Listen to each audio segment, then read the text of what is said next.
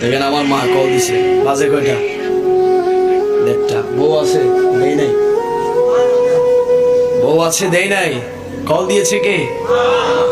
এটাই মা। মার ওয়াজ করছি, মা কল দিচ্ছে। ওই মাকে কষ্ট দেওয়া যাবে?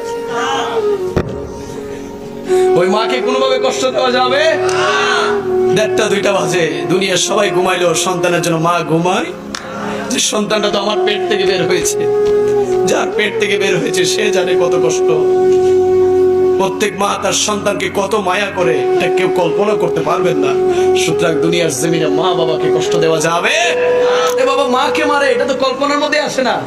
কিভাবে সম্ভব? বাবা বয়ান করতে এসেছি, ওয়াজ করতে এসেছি, খোদার কসম মার কপালটাতে চুমু দিয়ে এসেছি, মায়ের কদমে চুমু দিয়ে এসেছি। যে মা খেয়ে না খেয়ে শীত বর্ষা গরম সবকিছুকে ত্যাগ করে আমার আপনাকে দুনিয়ার আলো দেখিয়েছে।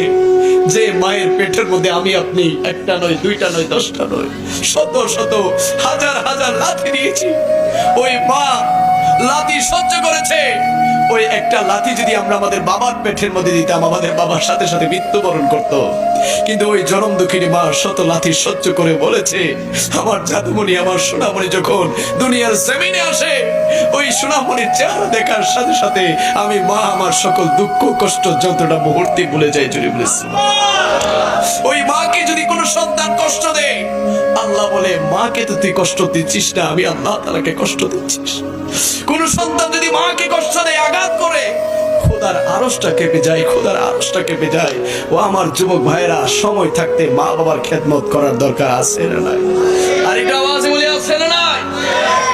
মা বাবার গায়ে হাত তোলা যাবে? এটা কেউ কল্পনা করবেন না। বাবা মা বাবা আল্লাহ তাআলার পক্ষ থেকে বড় নিয়ামত। মা বাবা যদি ভুল করে কোনো সন্তান সেই ভুল ধরার ক্ষমতা রাখে না। মা বাবার মাধ্যমে এসেছেন বাবা আল্লাহর হাবিব কামলি ওয়ালা নবী। মসজিদে নববীতে বসা সাহাবায়ে কেরামরা প্রশ্ন করতে লাগলেন, ইয়া রাসূলুল্লাহ, ইয়া হাবিবাল্লাহ, আমাদের সবচেয়ে উত্তম ব্যবহার পাওয়ার সবচেয়ে যোগ্য দাবিদার কে? আমার নবী বলে দিলেন, 1 নম্বর হচ্ছে তোমাদের মা। জুড়ে বলি সুবহানাল্লাহ। আবার প্রশ্ন করলেন, ইয়া রাসূলুল্লাহ, তারপরে কে? আমার নবী বলে দিলেন, তোমাদের মা। আবার প্রশ্ন করলেন, ইয়া রাসূলুল্লাহ, তারপরে কে? আমার নবী বললেন, তোমাদের মা। আবার প্রশ্ন করলেন, ইয়া রাসূলুল্লাহ, তারপরে কে? আমার নবী বলে দিলেন, তোমাদের বাবা। জুড়ে বলি সুবহানাল্লাহ। অনেক যুবক ভাইরা আছো যারা মাকে বলতে পারো, মা গো অনেক ভালোবাসি, অনেক মহব্বত করি, কিন্তু বাবাকে কখনো বলে হয়ে ওঠে না যে বাবা তোমারে অনেক ভালোবাসি। অনেকের বাবা সারাদিন কাজ করে, কষ্ট করে, মাটি কাটে, দোকানদারি করে, চাকরি করে,